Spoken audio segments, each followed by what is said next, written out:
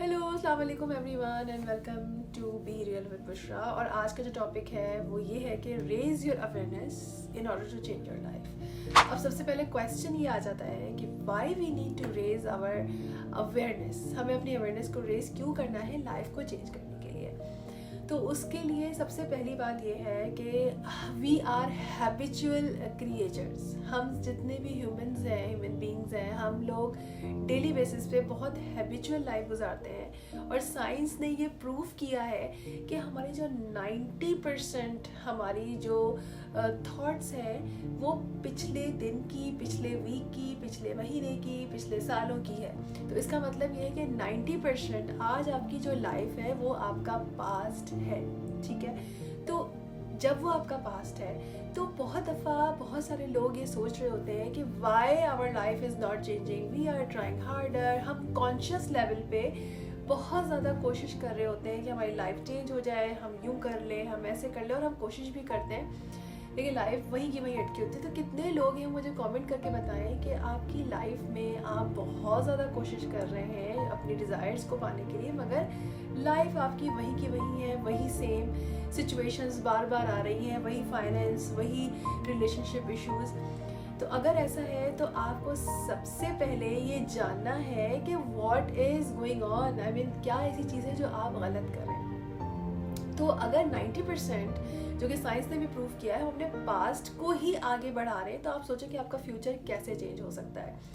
उसके बाद जैसे कि मैंने कहा कि हम एज अ ह्यूमन बीइंग हम इतने हैबिचुअल हैं, इतने ऑटो पायलट पे चलते हैं। सुबह उठते हैं, same emotions, same thoughts, same behaviour, और हमें पता भी नहीं चलता। हम इतना इम्यून हो चुके होते हैं अपनी डेली बेसिस लाइफ पे कि हम उठे, वैसे ही ब्रश किया, वैसे ही अपना ब्रेकफास्ट बनाया, वैसे ही ऑफिस गए, कॉलेज गए, यूनिवर्सिटी गए, जो भी जहाँ पे हमने जाना था। तो और सेम हमें ना स्टिमुलाइज मिल रहे होते हैं, सेम ट्रिगर्स हमारे होते हैं, वही सेम सारी चीज़ें। तो आप मुझे बताएं कि आपकी लाइफ कैसे चेंज होगी। तो इसलिए अगर आपको अपनी लाइफ में चेंजेस लाने हैं तो सबसे पहले आपको अवेयर होना पड़ेगा अपने हैबिचुअल पैटर्न्स के लिए।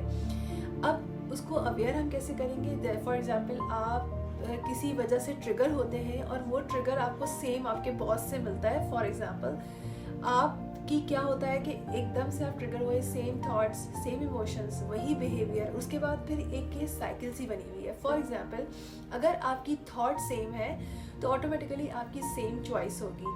अगर सेम चॉइस है तो आपका सेम बिहेवियर होगा। अगर सेम बिहेवियर है तो आपका सेम जो है आपके एक्सपीरियंस होगा।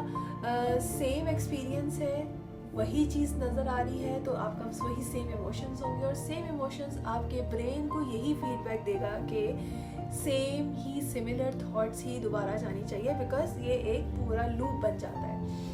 तो इसको चेंज करने के लिए हमें अपनी अवेयरनेस पे काम करना होगा। नंबर 1 स्टेप यही है, अगर आप चाहते हैं कि आपकी लाइफ में ये साइकिल ब्रेक हो और आप अपने कंफर्ट जोन से निकल कर बाहर आकर कुछ अननोन वाली चीज़ को फोकस करें। अननोन क्या है?